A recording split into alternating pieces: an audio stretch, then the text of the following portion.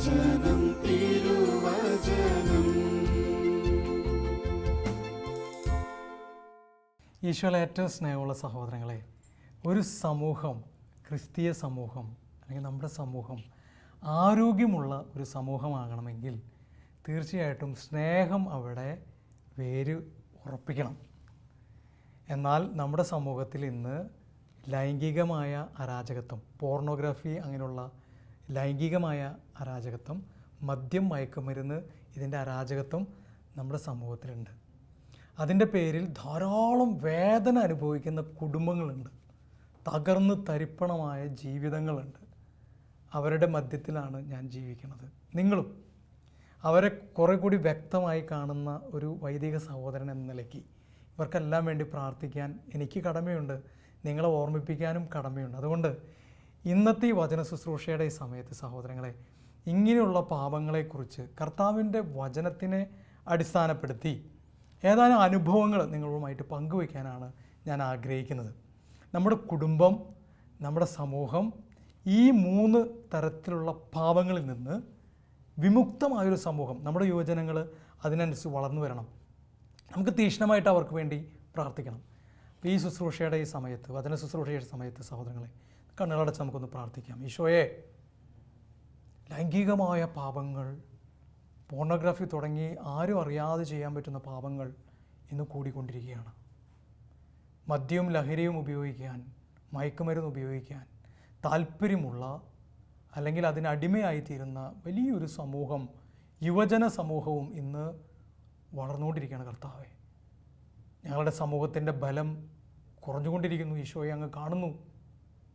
ഞങ്ങളുടെ കുടുംബങ്ങൾ കണ്ണുനീരിലാകുന്നത് അങ്ങ് കാണുന്നു. കർത്താവേ, 5, 10, 20 വർഷങ്ങളായി കണ്ണുനീരോടെ പ്രാർത്ഥിക്കുന്ന മാതാപിതാക്കളുടെ രോദനം അങ്ങ് കേൾക്കുന്നില്ലേ ഈശോയെ? ഈ സമയം ഞങ്ങൾ പ്രാർത്ഥിക്കുകയാണ്, ഇങ്ങനെയുള്ള പാപങ്ങളിൽ വീഴാതെ ജീവിക്കാനും, ഇങ്ങനെ പാപങ്ങളിൽ വീണ് ജീവിക്കുന്ന മക്കളെ കർത്താവെ മാനസാന്തരപ്പെടുത്തി കർത്താവെ അഭിഷേകത്തിലേക്ക് കൊണ്ടുവരാനും വേണ്ട വലിയ അത്ഭുതങ്ങൾ, വലിയ അടയാളങ്ങൾ കർത്താവെ ഇന്ന് ഈ സമൂഹത്തിൽ അങ്ങ് പ്രവർത്തിക്കണമേ. കർത്താവെ, വിശ്വാസം കൊണ്ട് അത്ഭുതം ചെയ്യാൻ പറ്റുമെന്ന് വിശ്വസിക്കുന്നു. കർത്താവെ, അങ്ങയുടെ വസ്ത്രത്തിൻ്റെ വിളുമ്പിൽ വിശ്വാസത്തോടെ സ്പർശിച്ച ആ സ്ത്രീ അങ്ങയെക്കൊണ്ട് അത്ഭുതം പ്രവർത്തിപ്പിച്ചു. കർത്താവെ, ഇന്ന് അത്ഭുതം പ്രവർത്തിപ്പിക്കാൻ കർത്താവെ ഞങ്ങൾക്ക് വിശ്വാസം വേണം. ഈശോയെ, ഈ സമയം വലിയ വിശ്വാസം ഞങ്ങൾക്ക് നൽകണമേ. അങ്ങ് അത്ഭുതം പ്രവർത്തിപ്പിക്കണമേ. പരിശുദ്ധ അമ്മേ, ഈ പാപങ്ങളിൽ നിന്നുള്ള മോചനത്തിന് വേണ്ടി ദാഹിച്ചുകൊണ്ട് കുടുംബങ്ങളിൽ ഈ പാപത്തിൽ നിന്നുള്ള മോചനം ഉണ്ടാകണമേ എന്ന് പ്രാർത്ഥിച്ചുകൊണ്ട് അങ്ങയുടെ മാധ്യസ്ഥ ഞങ്ങൾ യാചിക്കുന്നു. നന്മ നിറഞ്ഞ മറിയമേ, സ്വസ്തി, കർത്താവ് അങ്ങയോടുകൂടെ സ്ത്രീകളിൽ അങ്ങ് അനുഗ്രഹിക്കപ്പെട്ടവളാകുന്നു. അങ്ങയുടെ ഉദരത്തിൽ ഫലമായ ഈശോ അനുഗ്രഹിക്കപ്പെട്ടവനാകുന്നു. പരിശുദ്ധ മറിയമേ, തമ്പുരാൻ്റെ അമ്മേ, പാപികളായ ഞങ്ങൾക്ക് വേണ്ടി എപ്പോഴും ഞങ്ങളുടെ മരണസമയത്തും തമ്പുരാനോട് അപേക്ഷിച്ചു കൊള്ളണമേ. ആമേ. പിതാവിൻ്റെയും പുത്രൻ്റെയും പരിശുദ്ധാത്മാവിൻ്റെയും നാമത്തിൽ ആമേൻ. ഹല്ലേലൂയ. യേശുവേ നന്ദി, യേശുവേ മഹത്വം, യേശുവേ ആരാധന. സഹോദരങ്ങളെ, ചില പാപങ്ങൾ ഉണ്ട്, നമ്മുടെ ജീവിതത്തെ കത്തിച്ച് കളയുന്ന പാപങ്ങൾ, നമ്മുടെ സമൂഹത്തിന് കുഷ്ഠവും ക്ഷയവും വരുത്തുന്ന രീതിയിൽ ആരോഗ്യം നശിപ്പിച്ച് കളയുന്ന പാപങ്ങൾ ഉണ്ട്. കർത്താവിൻ്റെ വചനം, പ്രഭാഷകൻ്റെ പുസ്തകം 23-ാമത്തെ അധ്യായത്തിൽ 16 മുതലുള്ള വാക്യങ്ങൾ ഇങ്ങനെ പറയുന്നു: 2 കൂട്ടർ പാപം വർദ്ധിപ്പിക്കുന്നു. അതെങ്ങനെയുള്ള കൂട്ടരാണെന്ന് മുകളിൽ പറയുന്നുണ്ട്. അത് നിങ്ങൾ സമയം പോലെ എടുത്ത് വായിച്ചോളൂ. എന്നാൽ 3-മതൊരു കൂട്ടർ ക്രോധം ക്ഷണിച്ചു വരുത്തുന്നു. വികാരം കൊണ്ട് ജ്വലിക്കുന്ന ഹൃദയം ആളുന്ന തീ പോലെയാണ്. ജീവിതം പൂർണ്ണമായി നശിപ്പിക്കുന്നതുവരെ അത് അടങ്ങുകയില്ല. ഭോഗാസക്തിക്ക് അടിമപ്പെടുന്നവൻ അഗ്നി ദഹിപ്പിക്കുന്നതുവരെ അതിൽ നിന്ന് സ്വതന്ത്രനാവുകയില്ല. ഞാൻ നിങ്ങളുടെ അടുത്ത് വലിയ ഒരു അപകടത്തെപ്പറ്റി പറയാൻ ആഗ്രഹിക്കുകയാണ് സഹോദരങ്ങളെ. 3 പാപങ്ങൾ, ജഡികമായ 3 പാപങ്ങൾ, ശരീരത്തിൻ്റെ മേൽ ചെയ്യുന്ന 3 പാപങ്ങൾ നിങ്ങളുടെ മുമ്പിൽ നമ്മൾ അറിയണം. ഈ കാര്യങ്ങൾ നമ്മുടെ സമൂഹത്തിൽ സംഭവിക്കുന്നുണ്ട് എന്ന്. അതിനു വേണ്ടിയിട്ടാണ് ഞാൻ ഈ കാര്യങ്ങൾ നിങ്ങളുമായിട്ട് പങ്കുവയ്ക്കുന്നത്. 3 പാപങ്ങൾ. 1, നമ്മുടെ യുവജനങ്ങളിലും നമ്മുടെ ഇടയിലും പോർണോഗ്രഫി, ലൈംഗിക പാപങ്ങൾ, പോർണോഗ്രഫി എന്ന് പറയുന്ന ലൈംഗിക പാപം. ഫോണിലും ടി വിയിലും കമ്പ്യൂട്ടറിലും ഒക്കെ അശ്ലീലമായ കാര്യങ്ങൾ കണ്ട് സന്തോഷിക്കുന്ന അവസ്ഥ പോർണോഗ്രഫി. ലഹരിയുടെ ഉപയോഗം, മയക്കുമരുന്നുകൾ, പലതരത്തിലുള്ള മയക്കുമരുന്നുകൾ. ഞാൻ ആ മേഖലയിൽ പ്രവർത്തിക്കുന്ന ആളായതുകൊണ്ട് എല്ലാ തരത്തിലുള്ള മയക്കുമരുന്നുകളെക്കുറിച്ചും ഞങ്ങൾ അറിയാറുണ്ട്. മയക്കുമരുന്നുകൾ, മദ്യം, ഈ 3 പാപങ്ങൾ സഹോദരങ്ങളെ ജഡിക പാപങ്ങളുടെ പട്ടികയിൽപ്പെടുന്ന പാപങ്ങളാണ്, ജഡിക പാപങ്ങളാണ്. ഈ ജഡിക പാപങ്ങളുടെ പ്രത്യേകത എന്താണെന്നറിയാവോ? വികാരം കൊണ്ട് ജ്വലിക്കുന്ന ഹൃദയം പോലെയാണത്. അത് ആളി കത്തും, അത് കെടുത്താൻ പറ്റില്ല. മദ്യത്തിന് വേണ്ടി, ലഹരിക്ക് വേണ്ടി, പോർണോഗ്രാഫിക്ക് വേണ്ടി ഒരു മനുഷ്യനിങ്ങനെ കത്തിക്കൊണ്ടിരിക്കും. അവൻ്റെ ഹൃദയം കെടുത്താൻ പറ്റില്ല. അവനെ നശിപ്പിക്കുന്നത് വരെ അത് കത്തും. ഹല്ലേലൂയ, യേശുവേ നന്ദി, യേശുവേ ആരാധന. സഹോദരങ്ങളെ, പേരൻസിൻ്റെ അടുത്ത് ക്ലാസ് എടുക്കുന്ന സമയത്ത് ഞാൻ പറയാറുണ്ട്, പ്രിയമുള്ള പേരൻസ്, നിങ്ങൾ കുട്ടികളെ വിളിച്ച് ചോദിക്കും, നീ ഇപ്പോൾ എവിടെയാണ്? അപ്പോൾ നമുക്ക് പേരൻസിന് പൊതുവെ കുട്ടികളോട് വിശ്വാസമാണല്ലോ. എൻ്റെ മകൻ വഴി വിട്ട് പോയില്ല, ഒരു ഉറപ്പാണ്. കുട്ടി പറയും, ഞാൻ ഇവിടെയൊക്കെ തന്നെ ഉണ്ട്, നീ എപ്പോഴാണ് വരണേ? ഞാൻ ഇപ്പോൾ വരാം. ഈ 2 ഡയലോഗും കേൾക്കുകയാണെന്നുണ്ടെങ്കിൽ എൻ്റെ പ്രിയമുള്ള മാതാപിതാക്കളെ, അതൊരു പ്രശ്നമാണ് കേട്ടോ. അവൻ എവിടെയോ ഉണ്ടാകാൻ പാടില്ലാത്ത സ്ഥലത്താണ് അവനിപ്പോൾ നിൽക്കുന്നത്. ഞാനിപ്പോൾ വരാം.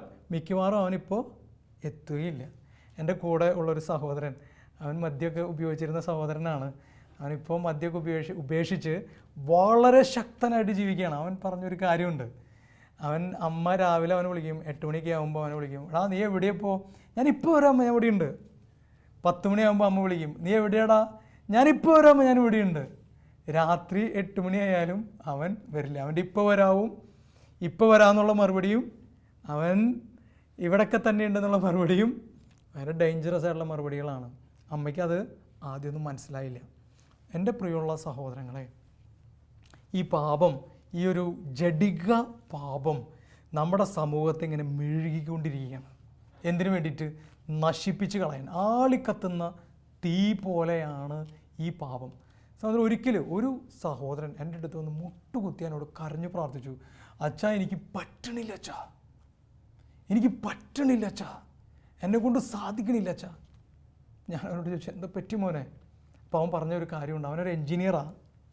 അവൻ ദുബായിൽ എൻജിനീയറിംഗ് കഴിഞ്ഞ ഉടനെ തന്നെ ദുബായിൽ ജോലി കിട്ടി. 2 ലക്ഷം രൂപയോളം ശമ്പളം ആദ്യം തുടക്കം അവന് കിട്ടിയിരുന്നു.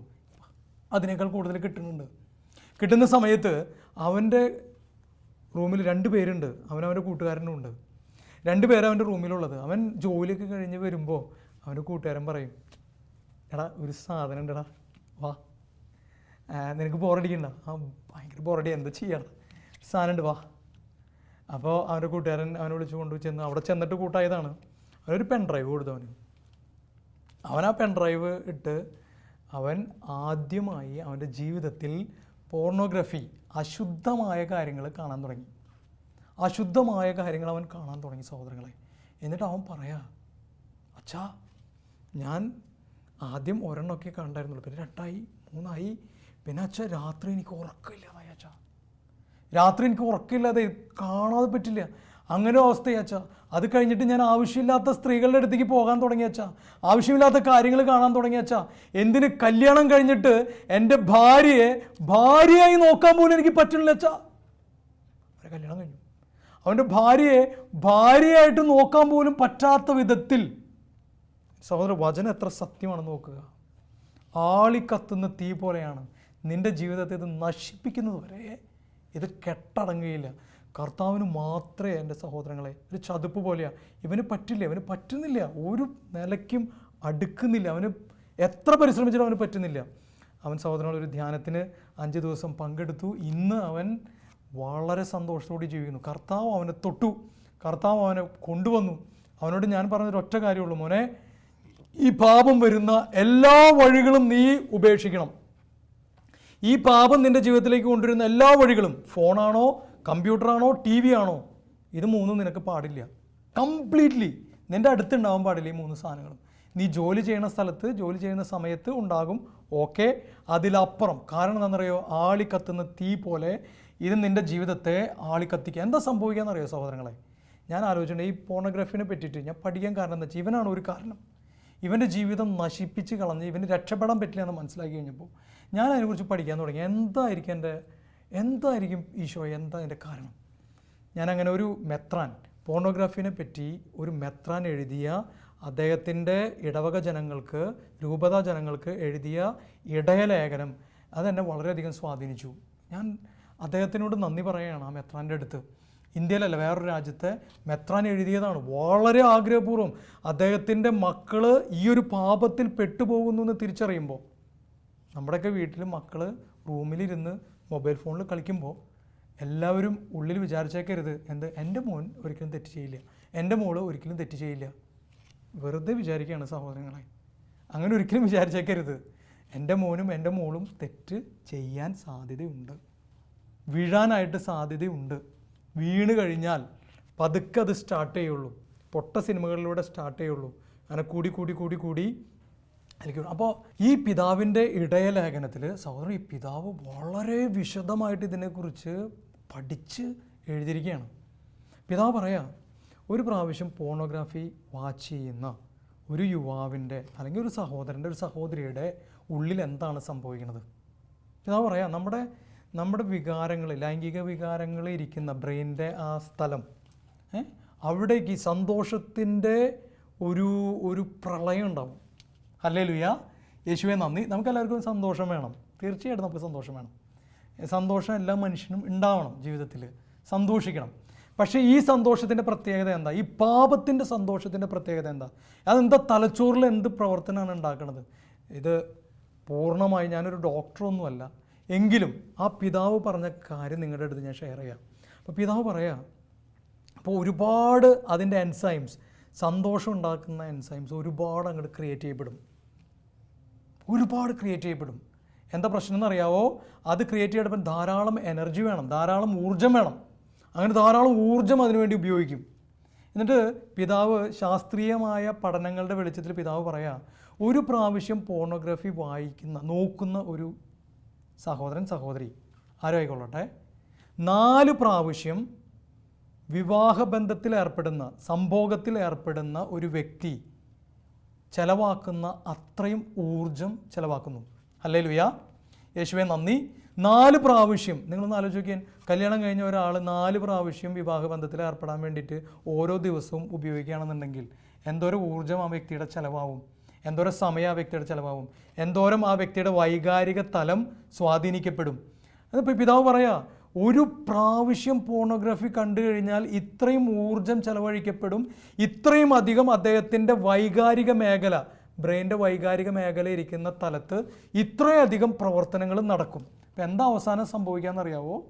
ഇവൻ്റെ വികാരങ്ങളുടെ മേഖല കേടാവും. ഹല്ലേലൂയ, യേശുവേ നന്ദി. ഇവൻ്റെ വൈകാരിക മേഖല കേടായി തുടങ്ങും. നമ്മൾ എന്ത് കാര്യമാണെങ്കിലും അമിതമായിട്ട് ഉപയോഗിച്ച് കഴിഞ്ഞാൽ, ഒരാൾ ചാക്ക് ചുമക്കുന്ന ഒരാളാണെന്ന് വിചാരിക്കുക, 10 ചാക്കൊക്കെ അവന് ചുമക്കാൻ പറ്റും. 1000 ചാക്ക് അവൻ ചുമക്കുകയാണെങ്കിലോ അവന് കുറച്ചും കൂടി ബുദ്ധിമുട്ടുണ്ടാവും. ഒരു 10,000 ചുമക്കുകയാണെന്നുണ്ടെങ്കിലോ അവൻ്റെ പുറം പറ്റില്ല. അവന് ആഗ്രഹം ഉണ്ടാവും, പക്ഷെ അവൻ്റെ പുറത്തിന് അത്രയും കഴിവില്ല, അവൻ്റെ പുറം കേടായി തുടങ്ങും. എന്ന് പറയുന്നത് പോലെ നമ്മുടെ വൈകാരിക മേഖലയ്ക്ക് എടുക്കാൻ പറ്റുന്ന, ആ മേഖലയ്ക്ക് മാനേജ് ചെയ്യാൻ പറ്റുന്ന അവസ്ഥയേക്കാൾ കൂടുതൽ നമ്മുടെ ശരീരത്തിൽ എൻസൈംസ് ഉൽപ്പാദിപ്പിക്കപ്പെടുന്നു. അതെന്താവും? അവൻ്റെ ജീവിതത്തിൽ ഭയങ്കരമായിട്ടുള്ള ഫ്ലക്ച്വേഷന് കാരണമാവും. അവൻ്റെ വികാരങ്ങൾ അൺസ്റ്റേബിളാവും, സ്റ്റെബിലിറ്റി അവന് നഷ്ടപ്പെടുത്തും, അവൻ്റെ ഊർജ്ജം വളരെയധികം നഷ്ടപ്പെടും. അതാണ് ഈ പോണോഗ്രാഫി കാണുന്ന ആൾക്കാർ അങ്ങനെയായി പോകും. അവസാനം ആയി അവർക്ക് ഒന്നിനോടും, മാതാപിതാക്കളോട്, ബന്ധങ്ങളോട് ഉള്ള താല്പര്യമൊക്കെ കുറയും. റൂമിലേക്ക് അവർ പതുക്കെ സ്വന്തം റൂമിലേക്ക് അവർ ഒതുങ്ങിക്കൂടാൻ തുടങ്ങും. നെക്സ്റ്റിലൊരു മകനെ കൊണ്ടുവന്നു സഹോദരങ്ങളെ. പല മക്കളും അങ്ങനെ വരാറുണ്ട്. പല മക്കളും പോണോഗ്രാഫിക്ക് അഡിക്റ്റ് ആണെന്ന് എന്നോട് പറയാറുണ്ട്. ഒരു മകനെ കൊണ്ടുവന്നു. അവൻ്റെ പ്രത്യേകത എന്താണെന്ന് വെച്ച് കഴിഞ്ഞാൽ 24 മണിക്കൂർ അവൻ കമ്പ്യൂട്ടറിൻ്റെ മുമ്പിൽ, അവന് പുറത്തേക്ക് വരാൻ പറ്റുന്നില്ല. ആരെങ്കിലും അവനെ കാണാനായിട്ട് അവൻ്റെ വീട്ടിൽ അവൻ്റെ അമ്മ അവൻ്റെ റൂമിലേക്ക് കയറാണെങ്കിൽ അവൻ ചൂടാവും, ഇറങ്ങിപ്പോടിയെന്ന് പറയും, അമ്മയുടെ അടുത്ത് ഇറങ്ങിപ്പോടിയെന്ന് പറയും. അപ്പം വരാണെങ്കിലും ദേഷ്യപ്പെടും. അവന് ചോറ് കൊണ്ടുവയ്ക്കുമ്പോൾ അവർ റൂമിൽ പുറത്ത് വെച്ചിട്ട് 2 തട്ട് കെട്ടിയിട്ട് അവർ പോകണം. അങ്ങനെ ഒരു മകനെ കൊണ്ടുവന്നു സഹോദരൻ. എന്താ അവൻ്റെ പ്രശ്നം എന്നറിയാവോ? അവൻ്റെ വൈകാരിക മേഖല നല്ല മിടുക്കനായിരുന്നു അവൻ. അവൻ്റെ ക്ലാസ്സിലൊക്കെ ടോപ്പായിരുന്നു ആ മകൻ. പക്ഷേ പോർണോഗ്രഫി എന്ന് പറയുന്ന പാപത്തിന് അഡിക്റ്റായി അതിൻ്റെ പിന്നാലെ ആയി അവൻ അതിലേക്ക് ചുരുങ്ങി, പെട്ടെന്ന് ദേഷ്യം വരുന്നു, അവന് പെട്ടെന്ന് വെറുപ്പ് വരുന്നു, അമ്മയെയും അപ്പയെയും ദേഷ്യപ്പെടുന്നു, ചൂടാവുന്നു. എൻ്റെ പ്രിയമുള്ള സഹോദരങ്ങളെ, അവൻ്റെ കുടുംബത്തിൻ്റെ ഹെൽത്ത് നഷ്ടപ്പെട്ടു, കുടുംബത്തിൻ്റെ സമാധാനം നഷ്ടപ്പെട്ടു. ഹല്ലേലൂയ, യേശുവേ നന്ദി. അതുകൊണ്ട് കർത്താവിൻ്റെ ഈ വചനം പറയാം, ജഡിക പാപമുണ്ട്. നിങ്ങൾ ശ്രദ്ധിച്ച് കേൾക്കണം കേട്ടോ. ജഡിക പാപം വികാരം കൊണ്ട് ആളിക്കത്തുന്ന തീ പോലെയാണ്. അത് അണയ്ക്കുക സാധ്യമല്ല. അത് നശിപ്പിക്കുന്നത് വരെ, അവൻ്റെ ജീവിതത്തെ നശിപ്പിക്കുന്നത് വരെ അത് കെട്ടുപോവുകയില്ല. ഇതിൽ നിന്ന് മോചനം എൻ്റെ സഹോദരങ്ങളെ, കർത്താവിൻ്റെ കരങ്ങൾ പിടിക്കാതെ ഇതിൽ നിന്ന് ഒരു മോചനം ഇല്ല. ഹല്ലേലൂയ, യേശുവേ നന്ദി. ഈ പാപങ്ങൾ കഴിഞ്ഞിട്ട് അടുത്ത പാപങ്ങളിലേക്ക് അവർ കടക്കും.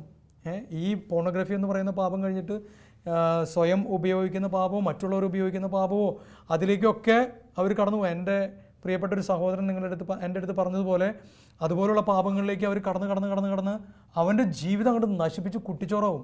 ഒരുത്തൻ എന്നോട് പറഞ്ഞത് ഓർമ്മയുണ്ട്, എനിക്ക് പ്രാർത്ഥിക്കാൻ പോലും പറ്റുന്നില്ല അച്ഛാ, പ്രാർത്ഥിക്കാനുള്ള രൂപങ്ങൾ കാണുമ്പോൾ വരെ എനിക്ക് അശുദ്ധമായ തോന്നലാണ് എൻ്റെ മനസ്സിലേക്ക് വരണത്. ഹല്ലേലൂയ, യേശുവേ നന്ദി. അത്രയും മനസ്സിനെയും വികാരത്തെയും അത് സ്വാധീനിച്ചു തുടങ്ങും. സഹോദരങ്ങൾ, ഈ എൻ്റെ ഒരു പ്രിയപ്പെട്ട മകൻ അപ്പോൾ മദ്യപാനിയാണ്. അവൻ്റെ കൈയും കാലമൊക്കെ കെട്ടിയിട്ടാണ് അവനെ നെസ്ലിക്ക് കൊണ്ടുവന്നത്. ഒരു പ്രിയപ്പെട്ട മകനാണ്. കൈയും കാലും കെട്ടി നെസ്ലിക്ക് അവനെ ചികിത്സയ്ക്ക് വേണ്ടി കൊണ്ടുവന്നു. ഈ മദ്യം അവൻ്റെ കുടുംബത്തെ തകർത്ത് തരും. അവൻ്റെ ഭാര്യ, അമ്മയും സഹോദരങ്ങളും വേദനയോടെ വർഷങ്ങളായിട്ട് കാത്തിരിക്കുകയാണ്, വർഷങ്ങളായിട്ട്. അപ്പോൾ അവൻ്റെ കൂടെ കൊണ്ടുവന്ന ആളുകൾ ജീപ്പിലാണ് അവനെ കൊണ്ടുവന്നത്. ഒരുത്തൻ്റെ ഇവിടെയൊക്കെ മുഴയുണ്ട്, ഇടി കിട്ടിയിട്ട്, ഇവൻ്റെ നിന്ന് ഇടി കിട്ടിയിട്ട്, അതുകൊണ്ടാണ് കൈയും കാലം കിട്ടിയത്. മൊബൈൽ ഫോണൊക്കെ തകർന്ന് തരിപ്പണമായി. അവൻ്റെ മൊബൈൽ ഫോണിൽ അവനെ അടിച്ച് പൊട്ടിച്ചു മറ്റേ കൂട്ടുകാരൻ്റെ. അങ്ങനെയാണ് അവനെ കൊണ്ടുവരുന്നത്. അവൻ്റെ ജീവിതം ഇങ്ങനെ ആകെ തകർന്ന് തരിപ്പണം. അവന് മദ്യമില്ലാതെ അവന് പറ്റില്ല. അവൻ്റെ ജീവിതത്തിൽ നശിപ്പിച്ച് കളയണം അവൻ്റെ ജീവിതം. എന്നാൽ ഈശോ അവനെ തൊട്ടു സഹോദരങ്ങളെ. ഈശോ അവനെ സ്പർശിച്ചു. ഈശോ അവനെ കൈപിടിച്ച് ഉയർത്തി. അവൻ്റെ ജീവിതം ഇന്ന് സമാധാനത്തിലും. അത് ഈശോ തൊടണം എൻ്റെ സഹോദരങ്ങളെ, ഈശോ തൊടണം. എന്നോടൊരു സഹോദരൻ ചോദിച്ചു, അച്ഛാ ഇപ്പോൾ കുറച്ച് മദ്യം കഴിക്കുന്നുണ്ട്, എന്താ കുഴപ്പം? കുറച്ചെന്നുള്ളത് കുറച്ച് കഴിയുമ്പോൾ കുറച്ചും കൂടി കൂടും, അത് കുറച്ചും കൂടി കൂടും. സൈക്കാട്രിസ്റ്റ് പറയുന്നത്, മനഃശാസ്ത്രജ്ഞന്മാരും പറയുന്നത്, ആദ്യം നമ്മൾ കുറച്ച് മദ്യം കഴിച്ചു, അപ്പോൾ നമ്മുടെ ശരീരത്തിലൊരു ഡോപ്പമിൻ എന്ന് പറയുന്ന ഒരു എൻസൈം ഉണ്ട്. അതാണ് ഈ സന്തോഷം ഉണ്ടാക്കുന്ന എൻസൈം. ആ എൻസൈം ഒന്ന് കൂടും. അപ്പോൾ എൻസൈമിൻ്റെ പ്രവർത്തനം കൂടുമ്പോൾ നമുക്ക് ഒരു സന്തോഷമാവും. പക്ഷേ അടുത്ത പ്രാവശ്യം അതേ അളവ് തന്നെ കഴിച്ചു കഴിഞ്ഞാൽ ഇത് കൂടില്ല, കുറച്ചുകൂടി കൂടുതൽ കിട്ടണം അതിന്. അപ്പോൾ ശരീരത്തിന് അത് കൂടുതൽ വേണം. അപ്പോൾ ശരീരം കുറച്ചുകൂടി കഴിക്കും, അങ്ങനെ കുറച്ചുകൂടി കഴിക്കും. അങ്ങനെ കഴിച്ച് അവന് ഒരു നിവൃത്തിയും ഇല്ലാത്ത രീതിയിൽ. അതുകൊണ്ടാണ് ചില ഭാര്യമാർ പറയുന്നത്, കുറച്ചേ കഴിക്കണുള്ളൂ അച്ഛാ, അതായത് കുഴപ്പമില്ല. എൻ്റെ പ്രിയമുള്ള സഹോദരങ്ങളെ, മദ്യത്തിൻ്റെ പ്രത്യേകത എന്താണെന്ന് വെച്ചാൽ അവൻ തിരിഞ്ഞ് കൊത്തിയിരിക്കും, കടിച്ചിരിക്കും, അടുത്ത പാപത്തിലേക്ക് കൊണ്ടുപോയിരിക്കും. ഒരു പാപത്തിൽ തന്നെ നിർത്തില്ല, അടുത്തേക്ക് നശിപ്പിക്കുന്നത് വരെ അവൻ അടങ്ങില്ല. അത് കുറച്ചാണെങ്കിലും കൂടുതലാണെങ്കിലും. ഒരു സഹോദരൻ എന്നോട് ചോദിച്ചു, അച്ഛാ മദ്യം കഴിക്കുന്നതുകൊണ്ട് തലച്ചോറിന് എന്താ സംഭവിക്കണേ, ലിവറിന് എന്താ സംഭവിക്കണമെന്ന് ഞങ്ങൾക്കറിയാം. ലിവർ എന്താ സംഭവിക്കണം? നമ്മൾ മദ്യം കഴിക്കുമ്പോൾ സഹോദരങ്ങളെ, മദ്യം നമ്മുടെ ഉള്ളിലേക്ക് ചെല്ലുമ്പോൾ അതിൽ വിഷമുണ്ട്. മദ്യത്തിൽ വിഷമുണ്ട്, എത്തനോൾ എന്ന് പറയുന്ന ഒരു വിഷമുണ്ട് മദ്യത്തിൽ. അപ്പോൾ ലിവറിൻ്റെ പ്രത്യേകത, ലിവർ ഈ വിഷാംശത്തെ മാറ്റിക്കളയുന്ന അവയവമാണ്. അപ്പോൾ ലിവർ ഇങ്ങനെ പ്രവർത്തിച്ചുകൊണ്ടിരിക്കും, ഫുൾ ടൈം പ്രവർത്തിച്ചുകൊണ്ടിരിക്കും. എന്തിന്? ഈ മദ്യം കഴിച്ചിട്ട് ഇവൻ്റെ മദ്യത്തിലുള്ള വിഷാംശത്തെ എടുത്ത് കളയാൻ വേണ്ടിയിട്ട് ലിവർ പ്രവർത്തിച്ചു. കുറേ നാൾ കഴിയുമ്പോൾ ലിവറിന് എന്ത് പറ്റും? വയ്യാണ്ടാവും. ഫുൾ ടൈം വർക്ക് ചെയ്യണം ലിവർ ഇത് മാറ്റിക്കളയാൻ വേണ്ടിയിട്ട്. അതാണ് അവർക്ക് ലിവർ സിറോസിസ് വരുന്നതും ഫാറ്റി ലിവർ ഉണ്ടാവുന്നതും ലിവർ സിറോസിസ് വരുന്നതൊക്കെ അതുകൊണ്ടാണ്. അത് ഞങ്ങൾക്ക് മനസ്സിലാവേണ്ട അച്ഛാ. എന്നാൽ തലച്ചോറിന് എന്താ സംഭവിക്കണേ? ഞാൻ അവരോട് എന്ത് ഉദാഹരണം പറയണമെന്ന് ആലോചിച്ചു. എങ്ങനെ ഇവരെടുത്തെന്ന് പറഞ്ഞ് മനസ്സിലാക്കാം. മദ്യം കഴിച്ചു കഴിഞ്ഞാൽ തലച്ചോറിന് എന്തെങ്കിലും പറ്റുമോ? നമ്മുടെ വൈകാരിക തലത്തിന് എന്തെങ്കിലും പറ്റുമോ? വികാരങ്ങളുടെ തലത്തിന് എന്തെങ്കിലും പറ്റുമോ? ഇതവന് പറഞ്ഞു കൊടുക്കണം. എന്താ ചെയ്യുക? അപ്പോൾ കർത്താവ് പെട്ടെന്ന് എൻ്റെ മനസ്സിലേക്ക് ഒരു കാര്യം കൊണ്ടുവന്നു സഹോദരങ്ങളെ. ഞാൻ അവരോട് പറഞ്ഞു, നമ്മൾ ഈ മാങ്ങ ഉപ്പിലിടില്ലേ, ഉപ്പുമാങ്ങ, പഴയ കാലഘട്ടത്തിലൊക്കെ ഉപ്പുമാങ്ങ ചൊർക്കയിലൊക്കെ മാങ്ങയൊക്കെ ഇടും. മാങ്ങ ഇട്ട് കഴിഞ്ഞാൽ സാധാരണ ഫുൾ മാങ്ങ ഇട്ട് കഴിഞ്ഞാൽ കുറച്ച് നാൾ കഴിഞ്ഞ് മാങ്ങ എടുക്കുമ്പോൾ മാങ്ങയ്ക്കൊന്ന് ചുങ്ങിപ്പോവും, അവിടെ ഒരു ചുളിവുകളൊക്കെ വരും. നിങ്ങളൊന്ന് ആലോചിക്കാൻ, ബ്രെയിൻ ഇട്ട് കഴിഞ്ഞാൽ തലച്ചോറിലിട്ട് കഴിഞ്ഞാൽ എന്താ സംഭവിക്കുക? അതൊക്കെ ചുരുങ്ങി പോകും, ബ്രെയിൻ ചുരുങ്ങി പോകും. ബ്രെയിനിൽ പുതിയ സെല്ലുകൾ ഉണ്ടാവില്ല. ഹല്ലേലൂയ, യേശുവെ നന്ദി, യേശുവെ ആരാധന. ഉപ്പുമാങ്ങയിലിട്ട പോലെ തലച്ചോറാവും നിൻ്റെ. അപ്പോൾ എന്താ സംഭവിക്കുക? ബ്രെയിൻ ചുരുങ്ങും. ഡോക്ടേഴ്സ് പറയാണ്ട് ബ്രെയിൻ ചുരുങ്ങുന്ന ഒരു രോഗം. എന്താ സംഭവിക്കുക? അവന് വികാരങ്ങളൊക്കെ നഷ്ടപ്പെടും, ദേഷ്യം പെട്ടെന്നുണ്ടാവും, വെറുപ്പ് പെട്ടെന്നുണ്ടാവും, എല്ലാം പെട്ടെന്നായിരിക്കും. പിന്നെ സ്വിങ് ചെയ്യും മൂഡ്. കാണാത്തത് അവൻ കാണും, കേൾക്കാത്തത് കേൾക്കും. ഇവിടെ എന്നെ ഉപദ്രവിക്കാൻ ആൾക്കാർ വന്നിട്ടുണ്ടായിരുന്നു എന്നൊക്കെ പറയും. സഹോദരങ്ങളെ, എല്ലാം ആരംഭിക്കുന്നത് ചെറിയ മദ്യപാനത്തിൽ നിന്നാണ്. പക്ഷേ അവസാനിക്കുന്നത് ഇങ്ങനെയുള്ള തലച്ചോറും എല്ലാം നഷ്ടപ്പെടും. അതാണ് കർത്താവിൻ്റെ വചനം പറയുന്നത്, നിൻ്റെ ജീവിതത്തെ നശിപ്പിക്കുന്നത് വരെ. അതുകൊണ്ട് മദ്യപാനം ഒരു സോഷ്യൽ ഡ്രിങ്കിങ് എന്നൊക്കെ പറഞ്ഞിട്ട് അതിനെ ആരും ആട്ടിൻതോലിടാൻ വേണ്ടിയിട്ട് പരിശ്രമിക്കേണ്ട സാധനം ചെന്നായ തന്നെയാണ്.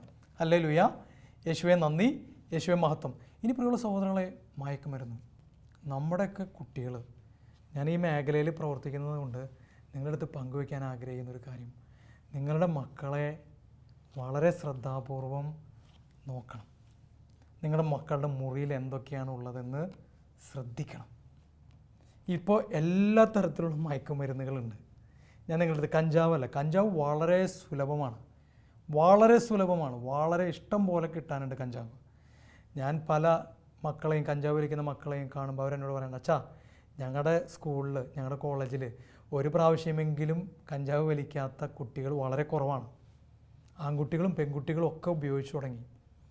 ഇപ്പോൾ പുതിയ തരത്തിലുള്ള സാധനങ്ങളുണ്ട്. അത് ഞാൻ നിങ്ങളുടെ അടുത്ത് പറയുന്നത് എന്താണെന്ന് വെച്ച് കഴിഞ്ഞാൽ, നമ്മുടെ മക്കൾ അസ്വാഭാവികമായിട്ട് പെരുമാറുകയാണെങ്കിൽ നിങ്ങൾ ശ്രദ്ധിക്കണം. അതിന് വേണ്ടിയിട്ടാണ് അച്ഛൻ നിങ്ങളുടെ അടുത്ത് പറയുന്നത്. കാരണം തുടക്കം ശ്രദ്ധിച്ചു കഴിഞ്ഞാൽ നമുക്ക് രക്ഷിക്കാൻ പറ്റുമവരൊക്കെ. അല്ലെങ്കിൽ പെട്ടുപോകും പ്രിയമുള്ള സഹോദരങ്ങളെ. ഒരു തരത്തിലുള്ള സ്റ്റാമ്പുണ്ട്, LSD എന്ന് പറയാം. പലതരത്തിലുള്ള മയക്കുമരുന്നുണ്ട്. ആദ്യമേ തന്നെ പല തരത്തിലുണ്ട്. ഇപ്പം നമ്മുടെ അടുത്തിൽ വളരെ കോമൺ ആയിട്ട് കിട്ടുന്ന ഒരു സാധനമാണ് LSD. ഒരു സ്റ്റാമ്പാണത്, ചെറിയൊരു സ്റ്റാമ്പ്, മണമില്ല, പ്രത്യേകിച്ച് കൊണ്ടു നടക്കാനായിട്ട് ഒരു ബുദ്ധിമുട്ടുമില്ല, കിട്ടാൻ എളുപ്പമുണ്ട്, ചെറിയൊരു കടലാസ് പോലത്തെ സാധനമാണത്. ഇത് കുട്ടികൾ ചിലപ്പോൾ ഈ കോളറിൻ്റെ ഇടയിൽ വയ്ക്കും. ചില കുട്ടികൾ, എൻ്റെ കുട്ടികൾ ചിലപ്പോൾ ഈ കോളർ ഇങ്ങനെ ചപ്പും ഇങ്ങനെ. അതിൻ്റെ അർത്ഥം എന്താണെന്ന് വെച്ച് കഴിഞ്ഞാൽ, ചിലപ്പോൾ എല്ലാവരും അങ്ങനെയാണെന്നില്ല കേട്ടോ, പണ്ട് കോളർ അടിക്കുന്ന സ്വഭാവമുള്ള കുട്ടികളൊക്കെ ഉണ്ട്. പക്ഷേ ഇപ്പോൾ ഈ സാധനം വെച്ച് കഴിഞ്ഞാൽ പ്രിയമുള്ള സഹോദരങ്ങളെ, ഒരു 10-15 മണിക്കൂർ നേരത്തേക്ക് ഭയങ്കര ഒരു കിക്ക് കിട്ടും അവർക്ക്. അപ്പോൾ ഈ മക്കൾ എന്താ ചെയ്യാന്ന് വെച്ച് കഴിഞ്ഞാൽ, മണമില്ല, ഇത് ഉപയോഗിച്ച് കണ്ടുപിടിക്കാനായിട്ട് ബ്ലഡ് ടെസ്റ്റ് നടത്തണം, അല്ലാണ്ട് കണ്ടുപിടിക്കാൻ പറ്റില്ല.